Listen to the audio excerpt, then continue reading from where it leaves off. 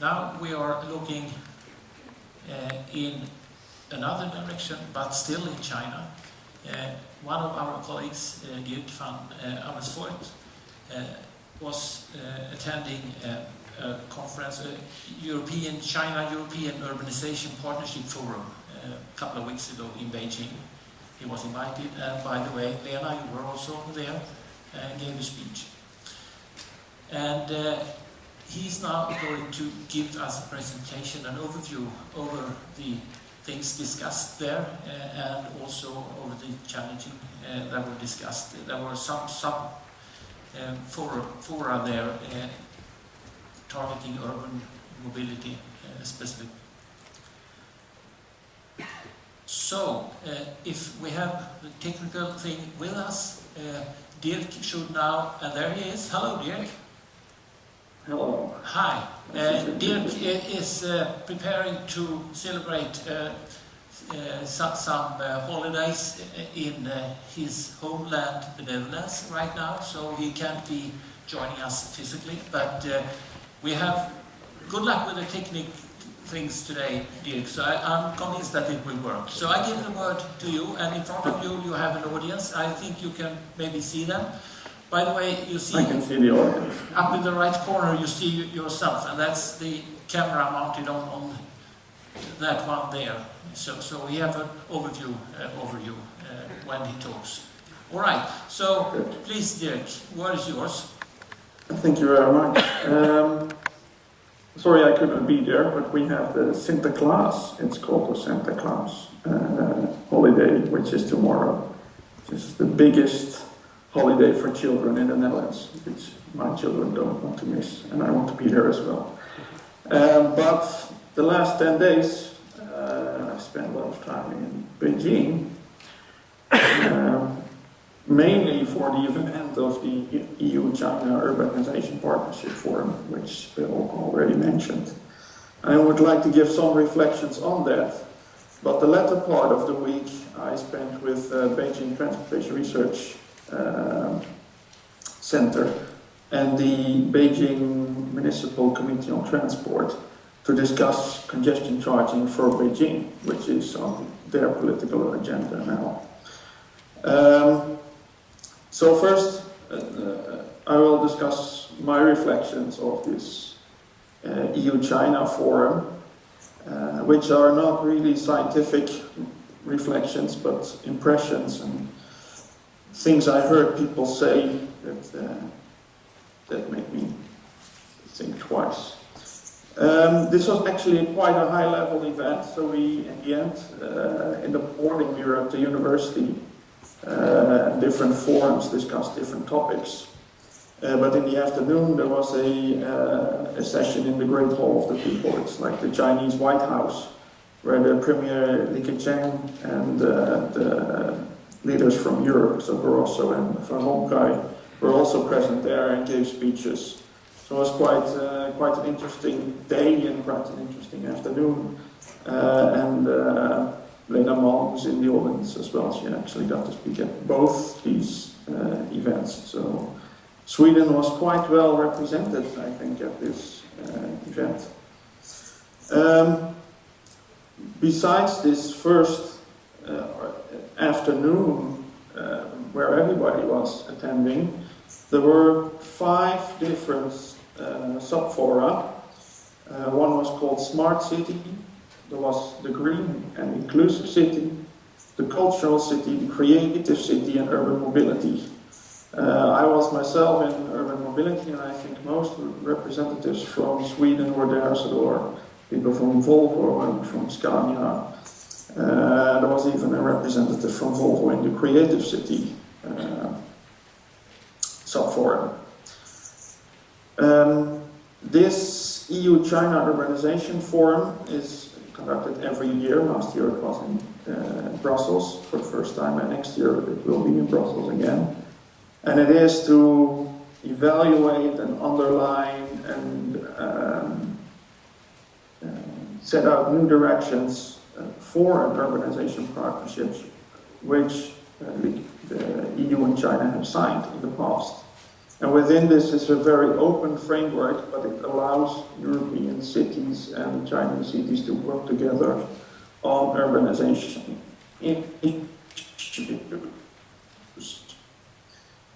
There are now two specific funding possibilities within this partnership, or related to this partnership. It's the EC Link, the European China Link program, which is now started, and it's a Horizon 2020. There will be one demonstration project, and this will be started up in the spring of next year. So it's a request for proposals. I was in the Urban Mobility Forum, it's a forum, and there the central theme, I guess, was or the background, you could say, was an EU-China, I'm now on the second slide, wait, I should have said next, was the EU-China policy document which was prepared on promoting urban green transport.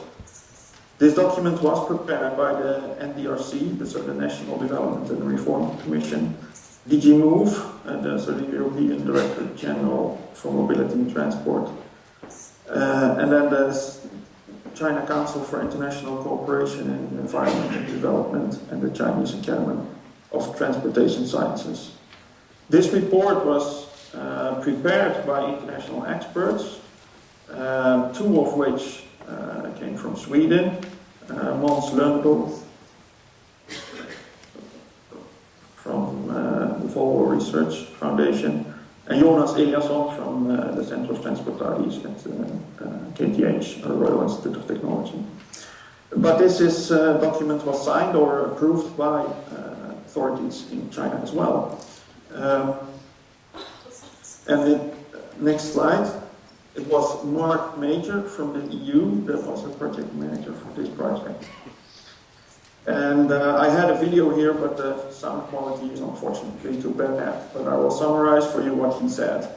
They mainly concluded that the urban mobility in China is on the wrong path, and that there is a danger of getting into a negative cycle of investments, where more investments are done in car-based infrastructures, which then fuel the demand for more car-dependent transports, which then result again in even higher investments.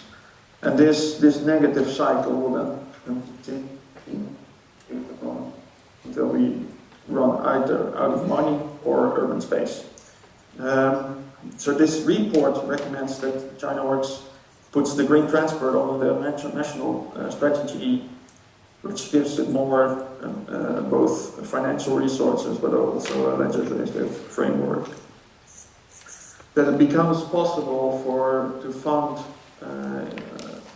public transport easier on the local level, to have national guidelines on the rational use of vehicles and road space, and this includes parking fees and parking charges, as well as congestion charges. They recommend to improve the appraisal methods on why are certain policies introduced, what are the expected effects, to improve management accountability and public participation. And they recommend to amend the urban public transport regulations that are currently in place to be able to faster improve public transportation in Chinese cities. Behind this background, we then went into different sub-fora. One was on road safety, one was on slide 4. Public transport operations and management, urban traffic congestion management and road user charging, and sustainable urban mobility plans. I was part of the third sub-forum on urban traffic congestion management and road user charges. And there we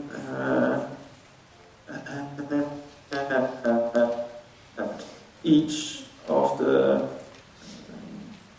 EU side and the China side each had 5 speakers. from the EU side, there were two Swedish speakers, myself and Lena Malm. And from the Chinese side, there were the Minister of Transport, University, NDRC representative. So this was quite high level. World Bank representative was there as well.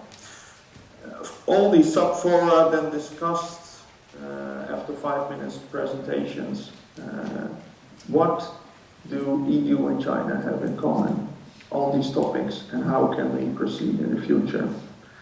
A summarizing report of this will now be produced and it will be made available to both China and European partners. So we will be able to share the detailed results of this sub-forum with you in the future. Now going to the next slide. Of course, there are also some barriers.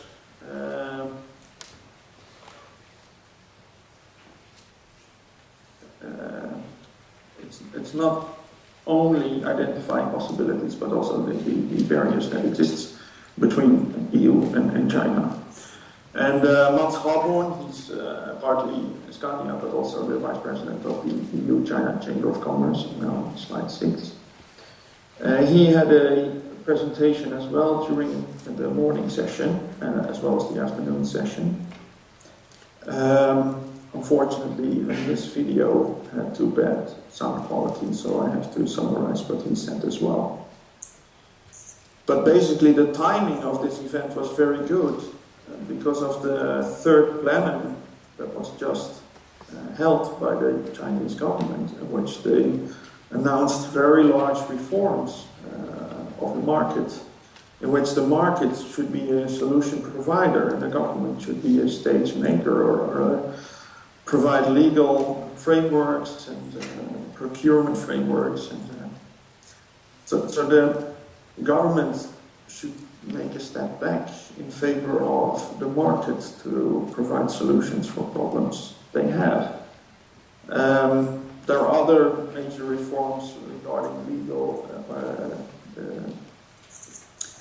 legal system and the labor camps, which are very important as well, but maybe not related to transportation per se. But this was welcomed very much by the Chamber of Commerce. And he then identified the problems EU business has in China, that local governments often don't have the funding or not the view on investments to look at life cycle costs of investment, instead for the investment costs alone.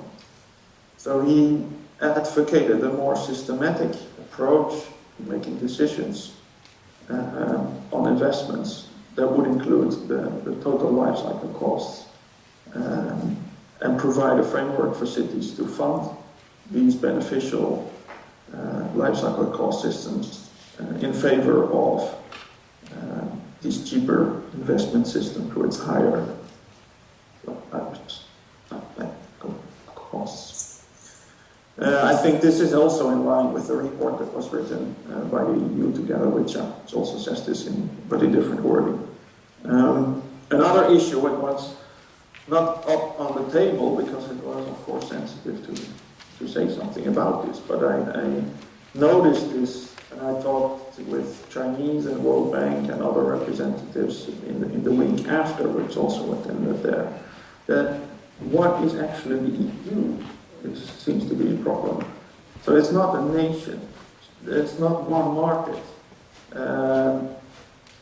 If you develop products from a China perspective, there's not one EU market you can sell your product to. The other way around is also the same. And there are a lot of different suppliers from Europe that have a different share of the market. It is very hard for EU or for Chinese people to identify what are the differences and why would we choose something from Sweden instead from Germany, for example. And it seems that China prefers to deal with European countries bilateral rather than with an EU with the EU directly. And this became apparent, for example, directly the week after. Instead of going to Brussels, Likijan went to Romania and Hungary to sign the contracts on the high-speed rail investments there. But there were more examples during that week. But now I'll move to slide 8. And then first, we are running out of time a little bit.